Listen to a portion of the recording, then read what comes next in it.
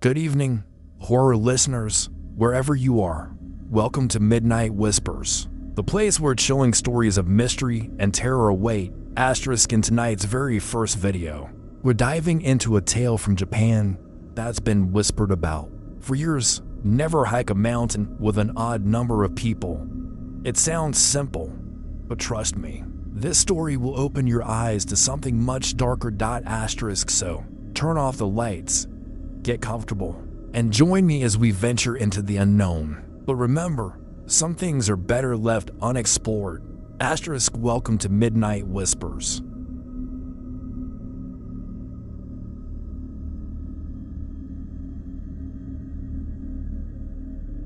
It was the kind of trip that Hiroshi had been looking forward to for months. For him, hiking was more than just a hobby. It was a way to connect with nature, to find peace away from the hustle and bustle of everyday life.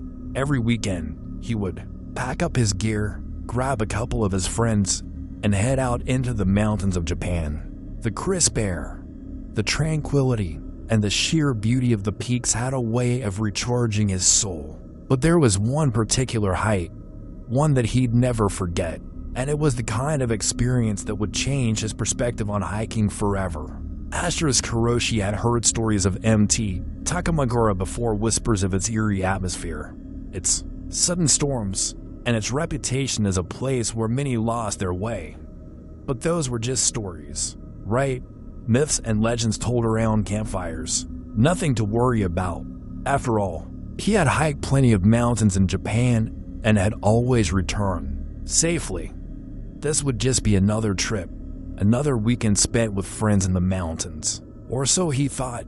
The day before they left, Hiroshi and his two friends, Taro and Yuki, had been in a small shop in the village near the base of the mountain, picking up some supplies. As they were checking out, an elderly man, one of the locals, had walked in. Hiroshi, being the friendly guy he is, had exchanged a few words with him. But as the man looked at them, his expression suddenly changed. He stopped, his eyes narrowing as if he were seeing something beyond them. Then, in a low, gravelly voice, he said, "Never hike a mountain with an odd number of people. You'll invite things you don't want." The three of them had laughed it off, assuming the old man was just another superstitious villager trying to spook the young tourists. But even as they chuckled, Hiroshi couldn't help but notice the way the old man's eyes seemed to follow them. As they left the shop, there was a seriousness in his expression, something that didn't quite sit right with Hiroshi.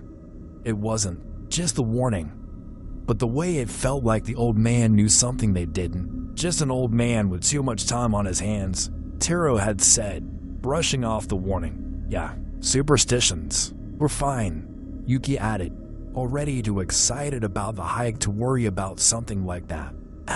But Hiroshi couldn't shake the feeling that something wasn't quite right. The old man's warning echoed in his mind. An odd number of people. What does that even mean? Despite the nagging feeling in his gut, Hiroshi pushed it aside. They were just going on a hike, after all, and besides, they were three people, so the warning didn't apply to them. They laughed it off and began their ascent the next morning. The trail up Mt. Takamagura was beautiful at first. It was early spring, so the weather was cool, and the trees were just starting to bloom.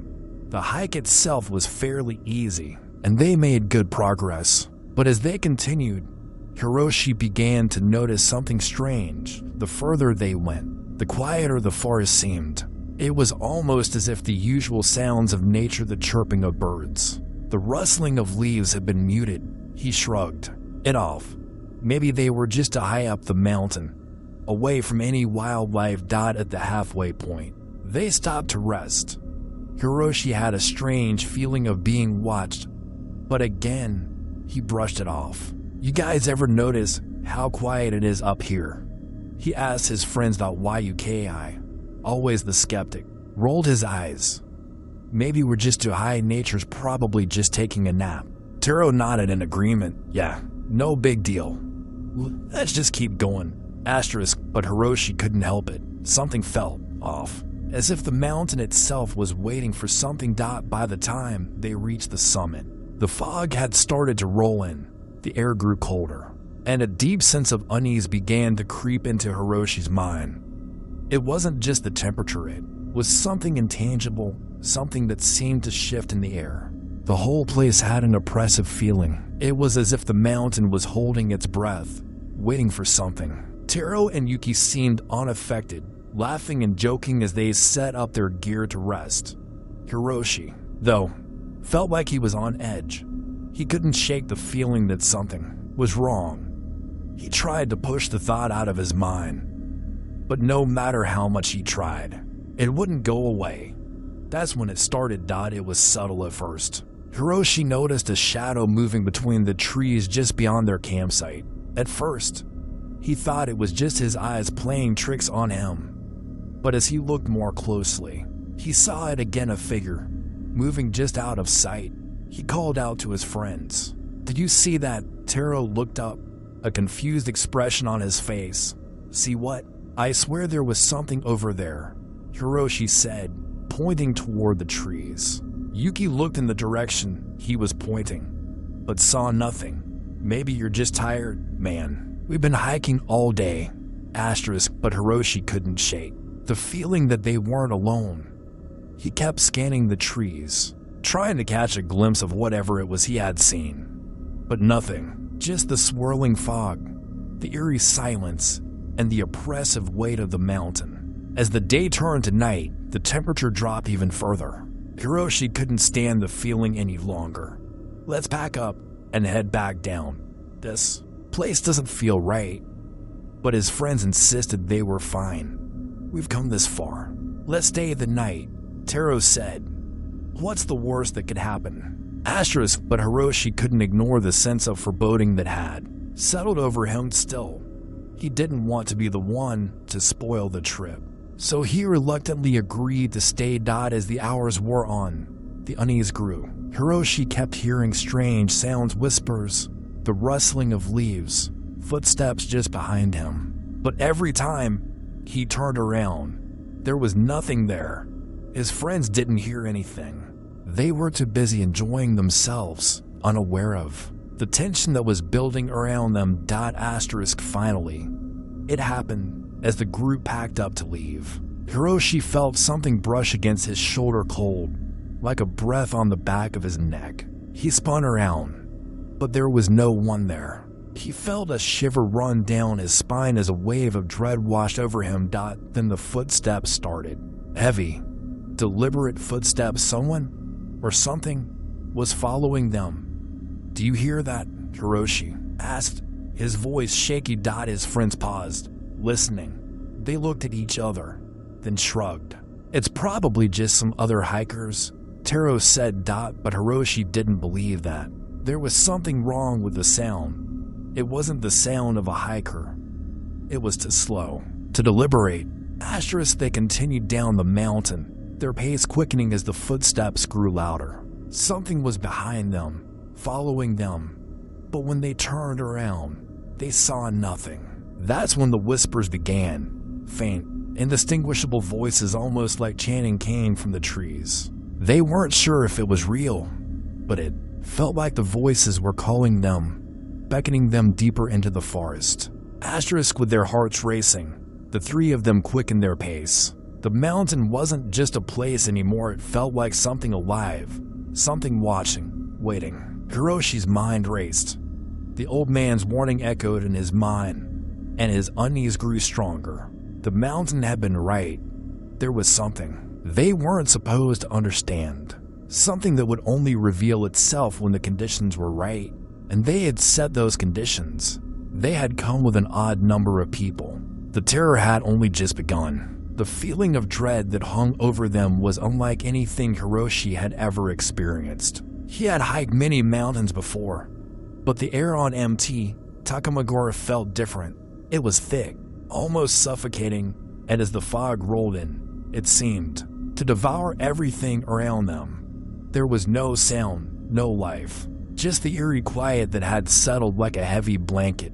Hiroshi and his friends, despite their earlier bravado, began to feel like they weren't alone. At first, it was subtle, a fleeting shadow between the trees, barely noticeable, but enough to make Hiroshi pause. He chalked it up to his tired eyes. But as the minutes passed, the sense of being watched grew stronger. He couldn't shake the feeling that something was just beyond the mist, observing them. He scanned the trees again, but saw nothing. The shadow was gone, and he tried to convince himself it was just his mind playing tricks on him. But when Hiroshi turned to speak to his friends, Taro and Yuki were laughing, completely unaware of the strange feeling creeping up on him. They were still joking, pulling out their snacks, completely at ease with the situation. Hiroshi's unease only deepened, the nagging sense of being watched refusing to let go. Every now and then, his eyes flicked toward the trees, where the mist seemed to swirl unnaturally, as though it were alive. He tried to shake it off. "You guys ever get that feeling like you're being watched?" he asked, his voice strained. Taro didn't even look up. "You're just tired, man. Relax." Yuki, meanwhile, was too busy chatting about some random thing to notice. Hiroshi wanted to say more, but he didn't want to sound paranoid. So, instead, he sat down and tried to take his mind off of the uneasy feeling that was gnawing at him. The fog grew thicker as the sun dipped lower, and by the time they decided to pack up and head back down the mountain, Hiroshi felt an overwhelming sense of urgency. His instincts were screaming at him to leave to get away from this place, but his friends were in no rush. "Come on, let's just rest a bit more," Taro insisted. "We don't need to go back yet." But Hiroshi, who had hiked enough to recognize when something was wrong, felt that they needed to leave. The mountain, the air, the strange sensation of being watched, everything screamed that they had overstayed their welcome. Despite his growing discomfort, Hiroshi reluctantly agreed to wait for them to finish up. The moments dragged on, and as darkness slowly settled in, Hiroshi's unease turned into outright anxiety. Finally, they packed up their things and began the descent. Hiroshi was in the lead, moving quickly down the path, eager to get away from the oppressive atmosphere of the summit. But as they walked, the air felt heavier, and his thoughts became clouded with paranoia. The trees seemed to close in on them, their branches reaching out like gnarled fingers, as if trying to grab hold of them and pull them back. Every snap of a twig underfoot sent Hiroshi's heart racing, and the growing sense of dread only intensified with every step they took down. The mountain. The first sound they heard was faint, but it was enough to send a chill up Hiroshi's spine. It was the sound of footsteps, heavy, deliberate, and unmistakable. At first, Hiroshi thought it was just the echo of their own movements, but as they continued walking, it became clear that the footsteps were not in sync with theirs. They were too slow, too measured, and they weren't coming from the direction of the trail. Hiroshi froze mid-step, his eyes darting behind him. "Did you hear that?" he whispered, his voice shaking. Taro, who had been walking behind him, didn't seem to notice. "It's probably just the wind or something," he said, his tone dismissive. Yuki didn't seem concerned either, but Hiroshi could feel his pulse pounding in his ears, each beat more frantic than the last. The sound grew louder now, closer, as though something or someone was following them, keeping just out of sight. Hiroshi glanced back again, but there was nothing, no figure, no silhouette, just the suffocating mist that continued to wrap itself around them. Yet the sound persisted, each step resonating in the thick, unnatural silence of the forest. They weren't alone. Something was out there, watching them, following them. His instincts screamed at him to run, but he couldn't make his legs move. "Maybe it's another hiker," Taro suggested, trying to convince himself as much as Hiroshi. "Maybe they're just a little behind us." But Hiroshi wasn't buying it. The footsteps didn't sound like a hiker's, and they certainly didn't sound like the footsteps of anyone in their group. The trail was empty. There were no other hikers. They hadn't seen anyone else all day. The pressure building in Hiroshi's chest grew unbearable. His thoughts were racing, trying to make sense of the situation. But nothing made sense. The footsteps weren't stopping. Instead, they seemed to be growing closer. He turned around again, half expecting to see someone standing there. But there was no one. His heart was pounding in his ears now, and the fog made it difficult to see beyond a few feet. And then, there was the whisper. It was faint at first, a sound so subtle that Hiroshi almost thought he had imagined it. But when he heard it again, this time unmistakable, he knew it was real. A soft, feminine voice, barely a murmur, calling to them from the trees. Hiroshi's blood ran cold. He couldn't understand what the voice was saying, but the tone soft, coaxing, and yet somehow filled with an eerie sense of danger made his skin crawl. "Do you hear that?" he asked, his voice hoarse with fear. His friends stopped walking and listened, but to their surprise, they couldn't hear anything. Taro and Yuki exchanged confused glances, clearly unconvinced. "It's probably just the wind," Yuki said dismissively. "You're imagining things."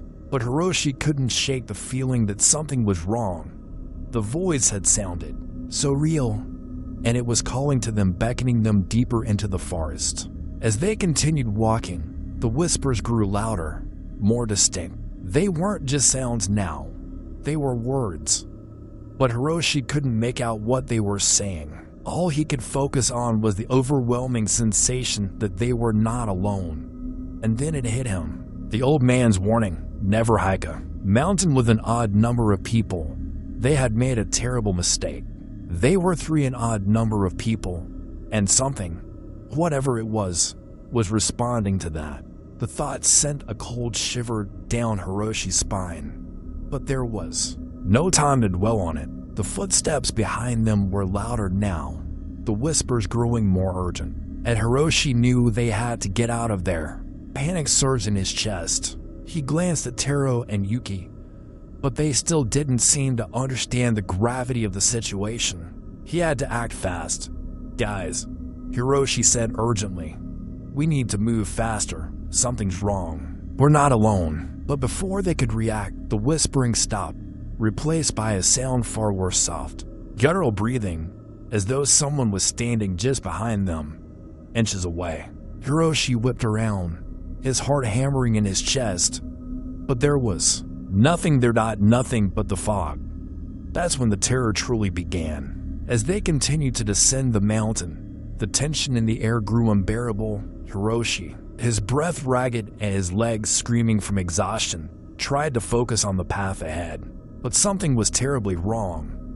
It wasn't just the mist that had grown thicker with each passing minute, or the eerie quiet that had descended like a heavy fog.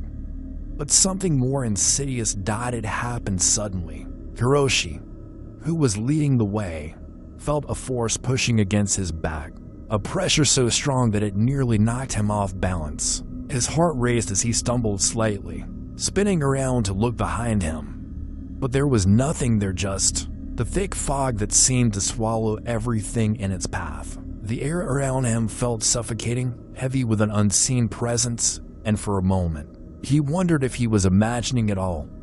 "Did you guys feel that?" Hiroshi asked, his voice barely a whisper.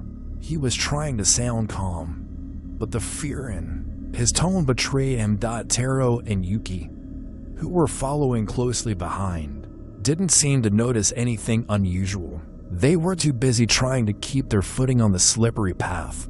"What are you talking about? You're just exhausted, man," Taro said, brushing it off. But Hiroshi's instinct screamed at him that something was horribly wrong. It wasn't just exhaustion, it was something else. He had heard the whispers in the trees earlier, the footsteps behind them that shouldn't have been there, and now this feeling of being pushed forward by an unseen force. Something was manipulating their every move. Despite his growing sense of panic, Hiroshi didn't want to alarm his friends. He knew that if he told them how he felt, they would think he was losing his mind. So he forced himself to keep moving. But with every step, the sensation grew stronger. The force pushing against his back seemed to grow in intensity. Like invisible hands were guiding them down the path. They continued to walk in silence, the only sound being the crunch of their boots on the gravel, the occasional rustle of branches, and the wind, and their strained breaths. Hiroshi could feel his heart pounding in his chest, the pressure of fear weighing him down more than the exhaustion of the height. Then, it happened again. Another push, this time stronger, more forceful, as though the mountain itself were trying to drag them deeper into its dark embrace. Hiroshi whipped around again, panic surging through him. There was still nothing there, no sign of any person or thing that could be behind them. But the pressure on his back was unmistakable. "Guys, I think something's wrong," Hiroshi said, his voice shaking. "We need to move faster." Taro and Yuki, still unaware of the mounting terror that Hiroshi was feeling, only glanced at each other in confusion. "What's up with you? Are you seeing things?" Yuki asked, her face a mix of concern and disbelief. Hiroshi didn't answer. He couldn't. He felt like his legs were no longer his own. It was as though the mountain was controlling them, forcing them to keep moving, pulling them deeper into the woods. They couldn't stop. They couldn't even slow down, no matter how much they tried to take a break or catch their breath. Their bodies kept propelling them forward. It wasn't until they reached a small clearing far from the peak that Hiroshi's legs finally gave out. He collapsed to the ground, panting heavily, his heart still racing. The feeling of being pursued, of being followed by something unseen, was still there, lingering in the air like a thick, oppressive weight. "We're safe for now," Hiroshi muttered to himself, trying to steady his breathing. But even as he said the words, he knew they weren't really safe. The feeling of being watched had not gone away. It was still there, hovering at the edge of their senses, a constant presence that they couldn't escape. But as Hiroshi looked around to check on his friends, he realized something terrifying. Takumi was gone. His heart skipped a beat as he scanned the area. "Takumi?" Hiroshi called out, his voice rising in panic. But there was no response, no sound, no movement. Takumi had vanished. Hiroshi stood up, his legs trembling. "Takumi," he shouted again. But still, there was no answer. He turned to Taro and Yuki, who were now also looking around frantically. They called out his name, their voices growing more desperate with each passing second. But it was as if Takumi had never been there at all. The realization hit them like a brick. Takumi had been there just a moment ago, right behind them, walking along the same path. But now he was gone, as if he had disappeared into thin air. Hiroshi felt his blood run cold. It was the same eerie sensation they had all felt earlier, the feeling that they weren't alone, that something was lurking just beyond their vision. Without wasting another second, they began to search for Takumi. They combed the area, calling his name over and over. But it was futile, no matter where they looked. There were no signs of him, no footprints, no traces, no clues. It was as though Takumi had been swallowed up by the mountain itself. Desperation set in. Hiroshi and his friends had no choice but to return to the village below and report Takumi's disappearance to the authorities. The search parties combed the area for days, but there was still no sign of Takumi. Hiroshi couldn't help but wonder if he would ever see his friend again, or if the mountain had claimed him like it had claimed so many before. Finally, after what felt like an eternity, Takumi was found miraculously alive, but changed. He was discovered sitting on the side of a road several miles from the mountain, staring blankly ahead, as though he had been in a trance. His face was expressionless, his eyes glazed over, as if he had seen something that had broken him. When they found him, Takumi couldn't remember anything from the hours he had been missing. The only thing he could recall was the voice, a woman's voice, calling to him from the forest, beckoning him to follow. There was a woman's voice.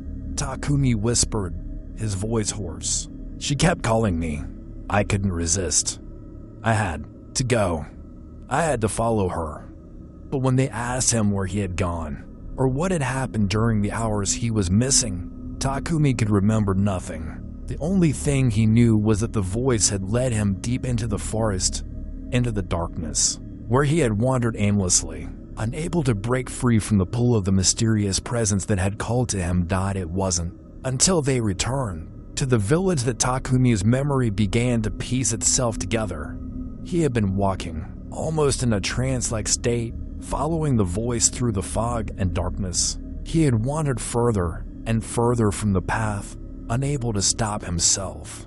But no matter how much he tried to recall the events, there was always a blank space where the memory should have been. It was as if something had erased those hours from his mind. He had no idea what had happened to him or where he had been. But one thing was certain.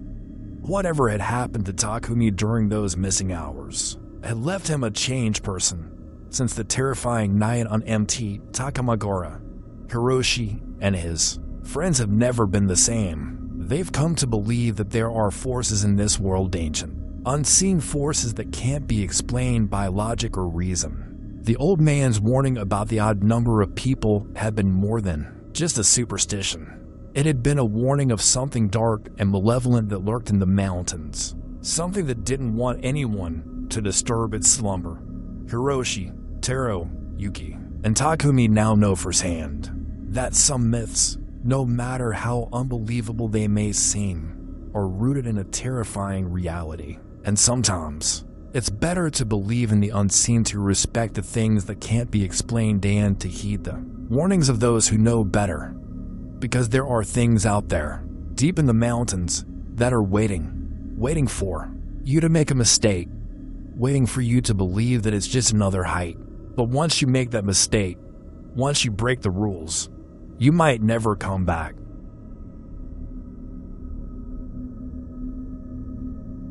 Thank you for listening to tonight's terrifying story here on Midnight Whispers. We hope you enjoyed the spine-chilling journey, even though there's always more lurking in the shadows. Don't forget to subscribe and turn on notifications, because we'll always take you deeper into the mysteries that haven't been uncovered. If you have a personal horror story or creepy myth you'd like to share, leave it in the comments below. Who knows? Your story could be the next one featured here on Midnight Whispers. Stay alert, and remember, the world is full of things that can't be explained. Until next time.